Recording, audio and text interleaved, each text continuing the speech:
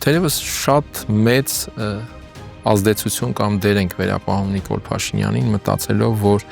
նա կարող է այդ մակարդակի հակադրությունների դաշտ տեղափոխել Հայաստանը։ Մեր տնտեսության ներուժը, որ պետք է լիներ արդյունաբերական, որ եթե մենք ուզում ենք դիմադրունակի երկիր լինել ընդհանրապես, այսպիսի իրավիճակում է։ Ճանապարհների հարցը, գիտենք, թուրքերը եւ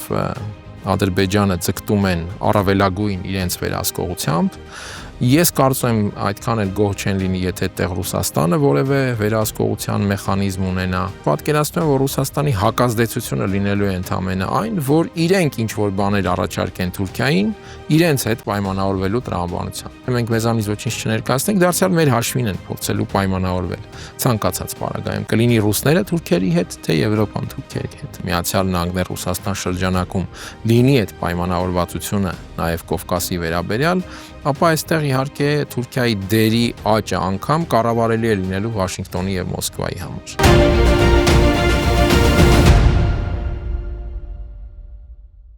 Բարև ձեզ, հարգելի հետևորդներ, այսօր Պանորամա հարցազրույցների տաղավարում հյուրընկալել ենք քաղաքական մեկնաբան Հակոբ Բադալյանին։ Բարև ձեզ, պարոն Բադալյան, շնորհակալություն հրավերն ընդունելու համար։ Կխնդրեի նախ գնահատեք Ռուսաստանի Դաշնության արտաքին գործերի նախարար Լավրովի այցի ուղերձները։ Լավրովը Հայաստան է ժամանում այն փուլում, երբ Ուկրաինայում Ռուսաստանի դիրքերը առավել քան շահեկան են այս փուլում։ Ջերմանում են Ամերիկա-Ռուսաստան սառեցված հարաբերությունները։ Ինչ է սա նշանակում։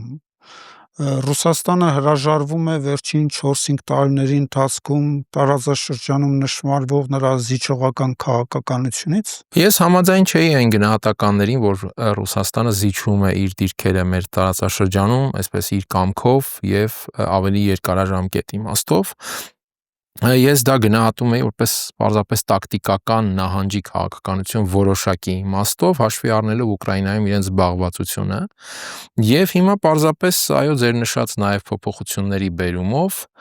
նկատվում է որոշակի ակտիվության աճ։ Ռազմավարական իմաստով իմ գնահատմամբ այդպես զիջման քաղաքականություն չի էլ վարվել առավել եւս Հայաստանի մասով, եւ մենք տեսնում էինք նաեւ հայ-ռուսական հարաբերության այդ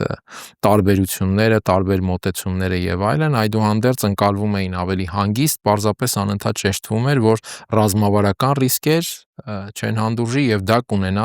հետևանքներ։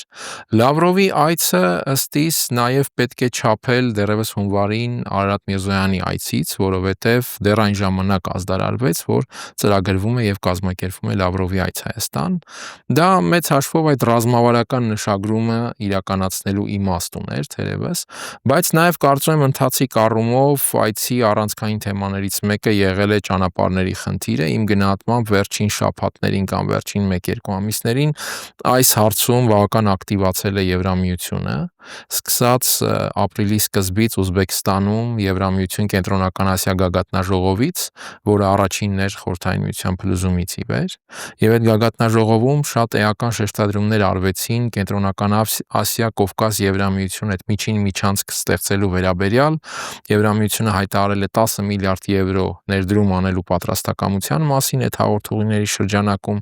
եւ կարծում եմ այս թեմայի ակտիվությունն է նաեւ առաջացրել անհրաժեշտություն այդ մակարդակով այցելությամբ փորձել տիրապետել իրավիճակը եւ հասկանալ թե այդտեղ ինչ ռիսկեր կան Ռուսաստանի համար եւ այլն։ Պատահական չէ նաեւ որ Լավրովը այստեղ արձանագրեց 2020-22 թվականների եռակողմ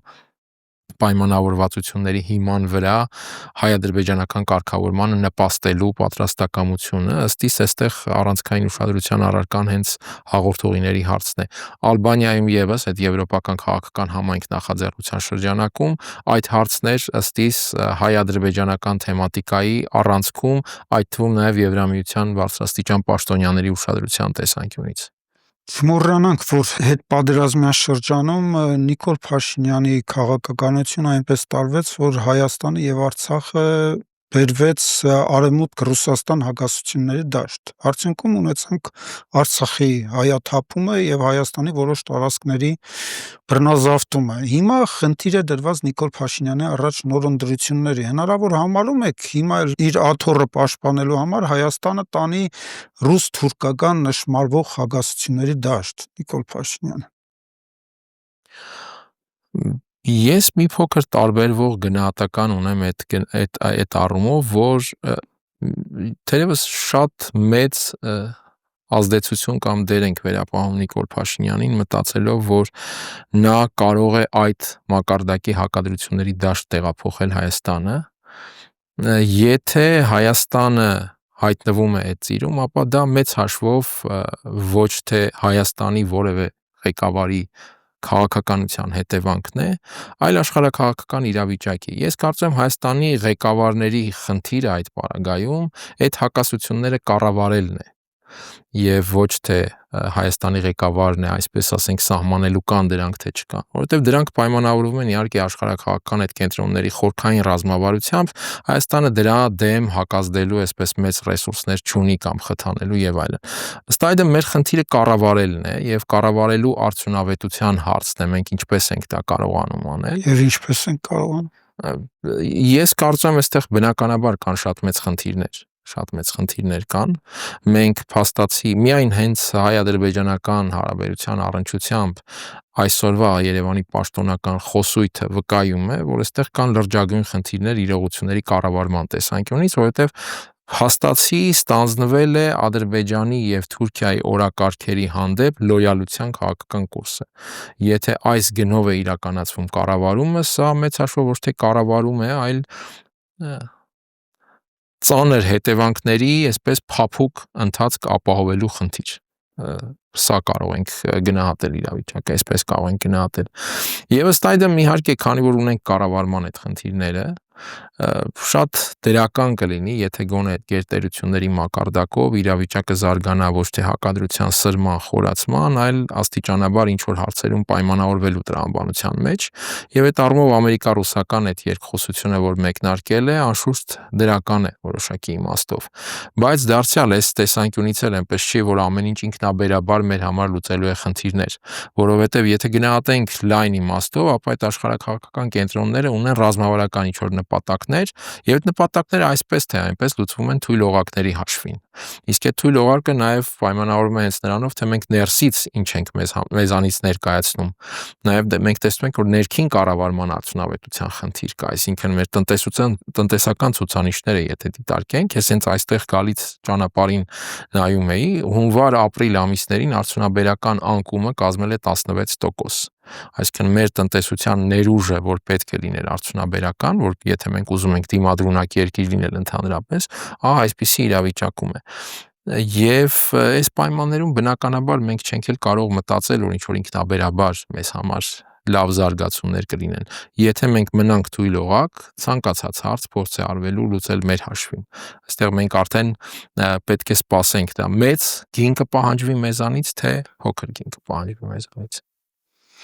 Վերջին շրջանում Նիկոլ Փաշինյանը 2 այց կատարեց Մոսկվա եւ Տիրան։ Հրապարակված տեսանյութերից ամենայն դեպս պարզ է դառնում, որ ավելի շատ հակված է դեպի թուրք-ադրբեջանական Ալիև-Էրդողան հարաբերությունների ջերմացմանը։ Ինչպես կարձագանքի սրան Ռուսաստանը, հաշվի առնելով այն փաստը, որ դուք էլ նշեցիք, մեր տնտեսական ցուցանիշները հիմնականում ապահովում են ԵԱՏՄ, նաեւ Ռուսաստանի հետ հարաբերություններով։ Եվ իրենք արդեն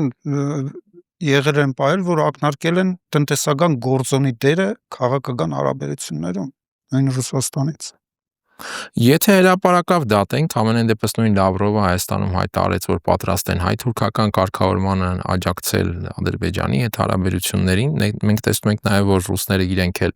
թուրքերի հետ ինչ-որ բաներ են քննարկում, Ֆիդանը այս օրերին այց կատարեց Մոսկվա, եւ այնտեղ թեման նաև Կովկասներ, ընդ որում հետաքրքիր է, որ Ռուսաստանի արտգործնախարարությունը նաև նշել էր, որ Ֆիդանի հետ քննարկումների օրակարգում նաև ուշադրության է արժանանալու հաղորդակցությունների հարցը։ Ռուսաստանի պարագայում ես կարծում եմ, խնդիրը հետևյալն է, դարձյալ, եթե ռազմավարական ռիսկեր չի պարունակում այդ գործընթացը Ռուսաստանի համար, ապա իրենք ոչ միայն դեմ չեն, այլ նաև կողմ կլինեն, որպեսզի այդ հարաբերությունները կարգավորվեն այնպես, որ Ռուսաստանը որևէ խնդիր չունենա, ավելորդ խնդիր Հայաստանի մասով ստիպված չլինի ունենալ թե Ադրբեջանի, թե Թուրքիայի հետ։ Եվ այդ տեսանկյունից հարցը հետևյալն է, ռազմավարական ռիսկեր այդ process-ները Ռուսաստանի համար հիմա պարունակում են, թե ոչ։ Այստեղ դարձյալ գալիս ենք հաղորդուղիների առանցքային խնդրին, որովհետև այդ ճանապարհների հարցը, գիտենք, թուրքերը եւ Ադրբեջանը ձգտում են առավելագույն իրենց վերահսկողությամբ, ես կարծում եմ այդքան էլ գոհ չեն լինի, եթե այդտեղ Ռուսաստանը որևէ վերահսկողության մեխանիզմ ունենա, եւ նաեւ առաջանում է հարցը, իսկ Եվրոպայի հետ իրենք ինչպես են բանակցում կամ ինչ հարցեր են քննարկում, նկատի ունեմ Թուրքիան եւ Ադրբեջանը։ Մենք տեսանք նաեւ, որ այդ Եվրոպայի բարձր հանձնակատար Կալասը այցելեց Բաքու, այնտեղ Ալիևի հետ քննարկել էր Կենտրոնական Ասիայի հետ կապի հարցերը եւ խոսեց Ադրբեջանի դերի մասին, հետո Թուրքիայում, ներողություն, Ալբանիայում Թուրքիայի մասնակցությամբ ինչ որ շփումներ եւ այլն։ Եթե այստեղ եվրոպական պատկերացումներով այդ միջին միջանցքի ծրագիրը առաջ մղվի, Ռուսաստանի համար սա իհարկե խնդիր է, բայց դարձյալ ես պատկերացնում եմ, որ Ռուսաստանի հակազդեցությունը լինելու է ընդամենը այն, որ իրենք ինչ որ բաներ առաջարկեն Թուրքիային, իրենց հետ պայմանավորվելու տրամաբանությամբ։ Եվ այդտեղ դարձյալ գալիս ենք այն մտքին, թե այդ առաջարկածը կախված է լինելու նրանից, թե մենք մեզանից ինչ ենք ներկայացնում, որովհետև եթե մենք մեզանից ոչինչ չներկայացնենք, դարձյալ մեր հաշվին են փորձելու պայմանավորվել ցանկացած պարագայում, կլինի ռուսները թուրքերի հետ, թե Եվրոպան թուրքերի հետ։ Սրա համատեքստում ինչպես կգնահատեք այն փաստը, որ Ադրբեջանը խուսափում է ստորագրել խաղաղության համաձայնագիրը, ավելին կոշտացնում է ռետորիկան, օրեր առաջ էլ Ալիևը հայտարարեց արևմտյան, այսպես կոչված ադրբեջանցիների վերադառնալու հրամայական։ Մի կողմից առավելագույն ճնշում Հայաստանի վրա, այսինքն Ադրբեջանի նպատակը նույնիսկ շատ պարզ ներկայացնում են, այստեղ կարծես թե բանել չեն ուզում թաքցնեն, որ իրենց նպատակն է Հայաստանի հանդեպ ամբողջական ռազմավարական գերակայություն հաստատել, հոգեբանականից մինչև ռազմաքաղաքական, տնտեսական եւ այլն։ Խաղաղության պայմանագիրը եւ ցանկացած այլ ինչ որ պարագա օգտագործվում է որպես դրան հասնելու միջոցներից մեկը։ Հիմա տեքստի առումով համաձայնություն ստացել են Հայաստանից այդ շանտաժի ներքո կամ չգիտեմ այլ միջոցներով։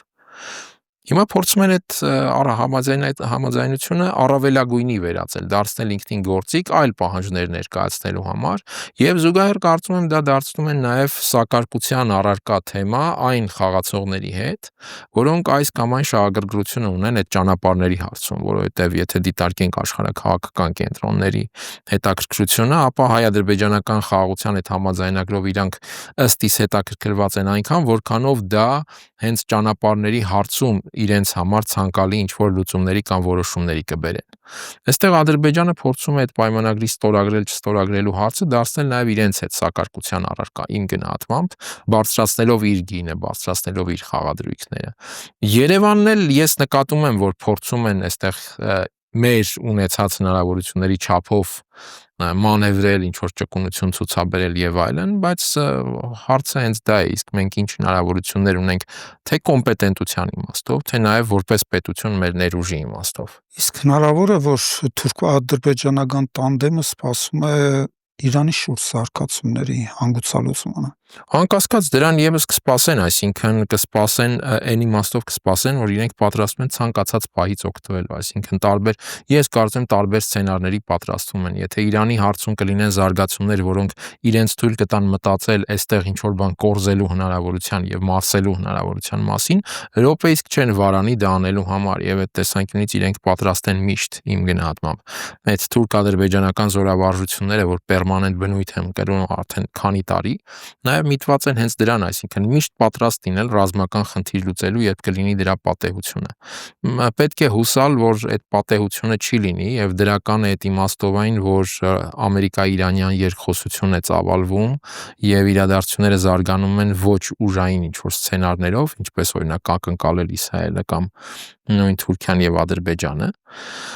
եւ նաեւ շատ էական մի հանգամանք է, օրինակ նույն Լավրովի այցի եւ ընդհանրապես Ռուսաստանի քաղաքականության մասին, երբ խոսեցինք, սա եւս առանցքային է, որ ռուսները Իրանի հետ ստորագրեցին այդ ռազմավարական մեծ պայմանագիրը, շատ համապարփակ եւ տարողունակ պայմանագիր, որի հասցեներից առանցքային, այսպես հասցեական ուղղություններից մեկը դա Կասպիցի եւ Կովկասի ռեգիոններն են, հասկանալի է նաեւ աշխարհագրորեն իրենց համար դա չափազանց կարեւոր է եւ բնականաբար ավելի մեծ ջանք գործադրեն այստեղ կայունությունը եւ ստատուս քվոն այս ստատուս քոն առնվազն ուժերի ներկայիս հարաբերակցությունը պահպանելու եւ Ադրբեջանին ու Թուրքիային ռեգիոնում իրենց դերը ավելացնելու նոր հնարավորություն չտալու տեսանկյունից։ Հայաստանը պետք է կարողանա սա եւս օգտագործել իհարկե այս հանգամանքը։ Օրինակ այս առումով դրական էր, որ Երևանը ողջունեց ռուս-իրանական համաձայնագիրը, երբ Միրզոյանը մեկնել էր Մոսկվա եւ Լավրովի հետ համատեղ ասուլիսում նշեց, որ այդ պայմանագիրը շատ ողջունելի է, որտեղ կնքվել էր 3-4 օր առաջ այդ Միրզոյանի այցից։ Պետք է պարզապես նաեւ իհարկե կարողանալ աշխատել այս ուղղությամբ, խորացնել հարաբերությունները այն շահառուների հետ, որոնք շահագրգռված չեն Կովկասում կայունության խախտման կամ ապակայունացման վրա խաղադրույք չեն կատարի։ Դուք ձեր խոսքում բազմիցս նշեցիք միջանցքի հաղորդակցության ուղիների բացման հարցը, այստեղ քննարկենք Ամերիկայի Միացյալ Նահանգների դերը։ Բայդենի վարչակազմի ներկայացուցիչը, երբ այցելում էր Բաքու, ամբողջ այցը նվիրված էր միջանցքի խնդրին։ Իսկ Թրամփի օրոք պետքարտուղարը հայտարարում է, որ խնդիրը այսօր դրված է Հայաստանի եւ Ադրբեջանի միջև հնարավոր հագամարտությունը թույլ չտալու, որովհետեւ մեծ է ռիսկ այս առումով։ Ձեր գնահատականը վերջի Ռուբիոյի հայտարարությունը։ Բավական բազմիմաստ հայտարարություն է, ռիսկեր իհարկե կան եւ Ռուբիոն փաստացի արձանագրել է այդ ռիսկեր կան թե Իրանի շուրջ ծավալումների իմաստով Իսրայելը, ես կարծում եմ, անկասկած դիտարկում է Կովկասի միջոցով էլ Իրանի հանդեպ ճնշում բանեցնելու տարբերակ, իսկ դրա համար ամենապարարտ հարցերից մեկը հայ-ադրբեջանական հակամարտությունն է։ Եվ նաև կարծում եմ ռիսկեր կան այն իմաստով, որ ամերիկա-ռուսական այս երկխոսությունը, եթե ծավալում ունենա, բավական մտահոգիչ է նաև Եվրոպայի համար, եւ ամենևին չեմ բացառում, որ այնտեղ էլ կարող են դիտարկվել սցենարներ, երբ Կովկասում ապակայունացման միջոցով դարձյալ փորձ արվի ճնշում բանեցնել օրինակ Ռուսաստանի վրա։ Այս տեսանկյունից իհարկե Ռուբիոյի հայտարարությունը պետք է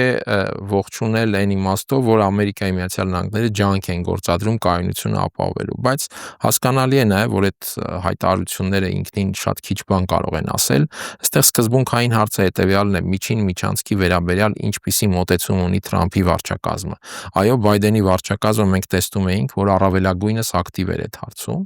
եւ օրինակ պետքարտուղարի տեղակալ Ջեյմս Օբրայանը հենց բաց տեքստով հայտարարում էր, որ իրենց նպատակը այդ միջին միջանցքն է, դա ռազմավարական առաջնահերթություն է իրենց համար, նույնիսկ նշում էին, որ կա օրինակ Վրաստանի ճանապարհը, բայց առանցքային դիտարկում են Ադրբեջան-Հայաստան-Թուրքիա։ Ինչու է այդպես, որտեղ հասկանալի է այդ գիծն է, որ ռազմավարական առավելություն է տալիս Ռուսաստանի եւ Իրանի նկատմամբ։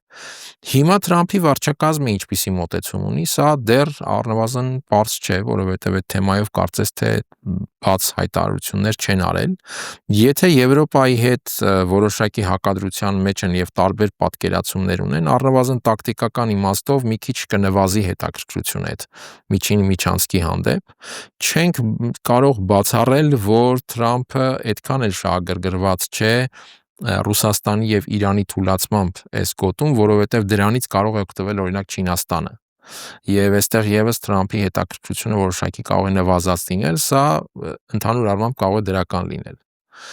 Որովհետեւ մի բան է, երբ Վաշինգտոնն ու Բրյուսելը այդ միջին միջանցքի վերաբերյալ միասին են աշխատում, եւ մեկ այլ բան, երբ ընդ որում միայն Բրյուսելը չէ, այստեղ Լոնդոնի դերը եւս առանցքային է, որովհետեւ այդ միջին միջանցքի վերաբերյալ շատ բաց տեքստով որպես ռազմավարական առաջնահերթություն արտահայտվել է նաեւ Բրիտանիայի եվրոպական հարցերի նախարարը 2023-ին, երբ այցելել էր դարձյալ Բաքու։ Սա է հարաբերակցությունը իմ գնահատմամբ, եւ իհարկե սա առանցքային այդ պայքարի առանցքային կիզակետն է ճանապարհների հարցը Կովկասում այս դրությամբ, այսօրվա դրությամբ եւ այդ միջին միջանցքի հարցում։ Ակնհայտ է, որ Ամերիկայի քաղաքականությունը մենք տարածաշրջանում պետք է գնահատենք գլոբալ կոնտեքստում։ Եվ այսօր արդեն նշмарվում է Ամերիկա-Եվրոպա հակասությունը, ամենայն դեպս Ռուսաստանը դիմել էր անվտանգության խորհրդին այն հայցով, որ Եվրոպան խոչընդոտում է Ուկրաինայի խաղաղ կարգավորման գործընթացին։ Այս համատեքստում Ամերիկայի քաղաքականությունը Եվրոպայում, խնդրում եմ գնահատեք նոր Հռոմի Պապի ընտրվելու համատեքստում։ Հռոմի Պապը Լևոն 14-րդը ընտրվել է Ամերիկայից, Ամերիկայի Միացյալ Նահանգների Քաղաքացի է։ Սա իհարկե դիտարկվում է որպես Միացյալ Նահանգների գերակայության կամ Թրամփի վարչակազմի այսպես փոքր հաղթանակ։ Իհարկե հետագա նաև քաղաքականությունը ցույց կտա, թե այդ հաղթանակը որքանով էր հաստատուն Թրամփի համար, բայց ամենայն դեպս խոսուն էր, որ նա այդ կոլաժը հրապարակեց Հռոմի պապի զգեստով, այո, եւ հետո դարձավ հայտնի այդ ընտրությունը։ Ակնհայտ էր, որ ընտրությունը այսպես բավական նախապատրաստված էր, որովհետև շատ արագ տեղի ունեցավ կոնկլավի հավաքից 2 թե 3 օր անց արդեն նոր պապը ընտրված էր եւ այո ամերիկացի կարդինալը։ Սա իհարկե նաև կլինի Թրամփ-Եվրոպա հակադրության որոշակի այս հակադրությանը ազդող գործոն, բայց նաև իհարկե ոչ միայն այստեղ ամերիկա-եվրոպական խնդիրն է, այլ ընդհանրապես կաթոլիկ աշխարհի հանդեպ Թրամփի ազդեցության հարց ամերիկացի պապի միջոցով, որքանով որ դա հնարավոր է, իսկ սա հսկայական մեծ շրջանակ ներառող ռեսուրս է, Վատիկանը այդ իմաստով նաև առանցքային դերակատարներից մեկը համաշխարհային քաղաքականության մեջ, ինչպես ասում են, չունենալով ոչ մի դիվիզիա, այդուհանդերձ ունենալով հսկայական ազդեցություն այդ քաղաքականության մեջ։ Եվ հիմա ինչպես կօգտագործի Թրամփը այս առումով, տեսնենք Եվրոպական ուղղությամբ իհարկե Թրամփը փաստացի կաշխատի այսպես 2 հիմնական թևով՝ Վատիկան եւ կարծես թե արևելաեվրոպական այն բլոկը, որտեղ աճ պահպանողականությունն է իշխանության եւ նաեւ փորձում է դոմինանտ լինել, Սլովակիան, Հունգարիան, մենք տեսանք Ռումինիայում բավական թեժ պայքար էր եւ դեռ հարց է արդյոք այնտեղ ինչպիսին կլինի, նախագահ ընտրվեց իհարկե լիբերալ թևի տեխնացուն, բայց նաեւ Թրամփի վարչակազմը շատ մեծ ուշադրություն էր դարձնում Ռումինիայում այդ պահպանողական տեխնացուներին եւ նույնիսկ թե Վենսը, թե նաեւ Մասկը ոչ ֆորմալ գրառումներով ըստ թիրախավորում էին, որ Ռումինիայում հակաժողովրդավարություն է տեղի ունենում։ Այս դիմակայությունը իհարկե կշարունակվի, որովհետև ամերիկա-եվրոպական հարաբերությունը անշուշտ վերափոխվելու է, ինչպես ցանկացած առանցքային այսպիսի հարաբերություն փոփոխվող աշխարհում չի կարող պահպանվել, երբ աշխարհը փոխվում է իր տրամաբանությամբ եւ վերաբաժանման սկզբունքներն ու տրամաբանություններն են փոխվում, բնական է ամերիկա-եվրոպական հարաբերությունը այստեղ անխուսափելիորեն լինելու է տրանսֆորմացիայի ենթարկվողներից մեկը։ Ով ում կհաղթի, սա արդեն իհարկե ուժերի հարաբերակցության հարցն է։ Եվ այն ինչպես կազդի մեր տարածաշրջանի վրա, ըստ ձեզ, խաչվում են այդ հարաբերությունները։ Ընդհանուր առմամբ իհարկե ռեգիոնում բարձրանալու է Թուրքիայի դերը այդ իմաստով, առնվազն Եվրոպայի համար, որովհետև երբ հատկապես տեսնում ենք Ռուսաստան, Միացյալ Նահանգներ պայմանավորվելու այդ մեծ գործարքի process-ը, որտեղ ոչ շատ ակտիվ, բայց ակնհայտորեն առանցքային դերակատար է նաև Չինաստանը, որը Ռուսաստանի պատերազմի գլխավոր հովանավորն է, եթե այսպես ասենք։ Եվրոպայի համար Թուրքիայի դերը շատ մեծանում է, որովհետև դեպի Կովկաս եւ դեպի Կենտրոնական Ասիա առանց Թուրքիայի այլևս գործնականում անհնար է։ Հիմա Թուրքիան ինչպես կկարողանա օգտվել, այս կերպ ըստ իս մենք կզգանք ազդեցությունը ռեգիոնում։ Բայց դարձյալ գամեն հանգամանքին, որ եթե ավելի այսպես ասենք ուժեղ շրջանակում, Միացյալ Նահանգներ Ռուսաստան շրջանակում լինի այդ պայմանավորվածությունը նաև Կովկասի վերաբերյալ, ապա այստեղ իհարկե Թուրքիայի դերի աճը անգամ կառավարելի է լինելու Վաշինգտոնի եւ Մոսկվայի համար։ Շնորհակալություն, պարոն Բադալյան, հետաքրքիր զրույցի համար։ Պանորամայի մեհարգելի հետևորդներ, հիշեցնեմ, մեր հյուրն էր քաղաքական մեկնաբան Հակոբ Բադալյանը։ Շնորհակալություն մեզ ունկնդրելու համար։ Կհանդիպենք առաջիկա եթերներում։ Ցտեսություն։